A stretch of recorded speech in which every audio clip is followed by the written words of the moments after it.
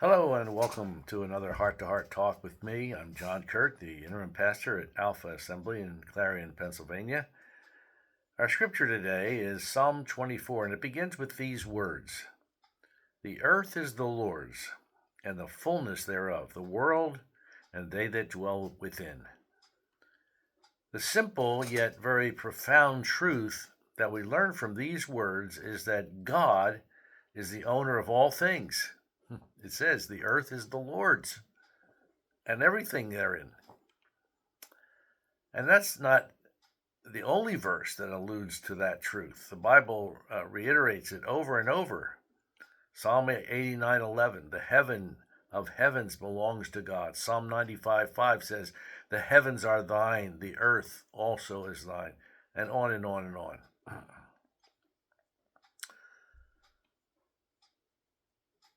Now, here's my point that I'm getting at here.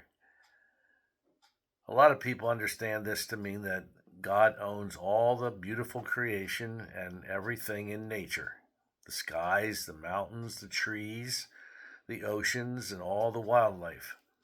But when it comes to the things like my money or my personal possessions or houses or land, well, that's my stuff. That's not his. It might be true that God, as it says in Psalm 74, thine is the day, thine is the night. Thou hast prepared the light and the sun. It all belongs to God. But now, when you're getting down to my money and my personal possessions, that's my stuff. We all get pretty possessive, and we think in terms of ownership when it comes to these specific items, don't we? But you know what? Ownership really is a farce. We don't really own anything. It all belongs to God. Legally, your name might be on the car title or the deed to your house or your bank account, but technically, it's really God who is the owner. He created us and everything that we have, either directly or indirectly, and lends it to us for a few short years, and then we must give it up. Remember the saying, you can't take it with you. It's true. So if we have the wrong attitude about ownership, we become very protective and possessive and have a tendency to hoard and keep it for ourselves. But on the other hand, if we have the right attitude about ownership, we will recognize that it all belongs to Him. And we use our resources as good stewards for the spread of the gospel and for God's glory.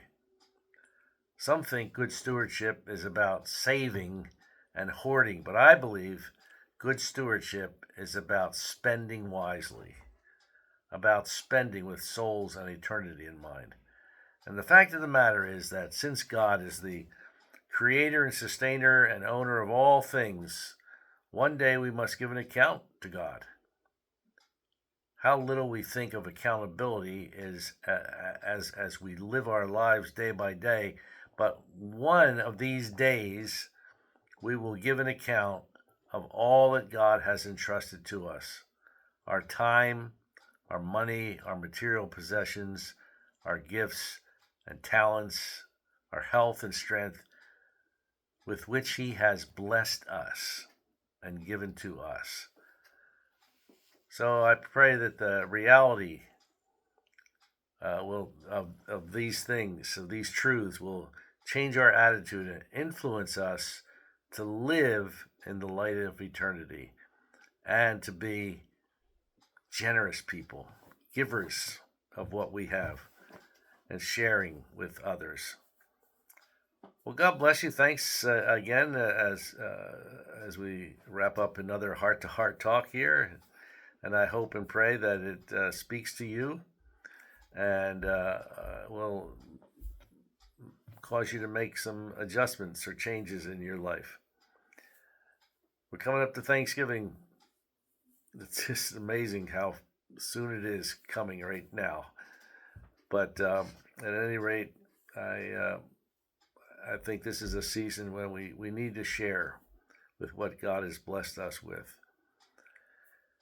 And anyway, I hope that one of these days you'll stop by and visit us at the church there in Alpha Assembly in Clarion. Check our website out, alphaag.org, or our Facebook page. God bless, and hope to see you again soon. Bye.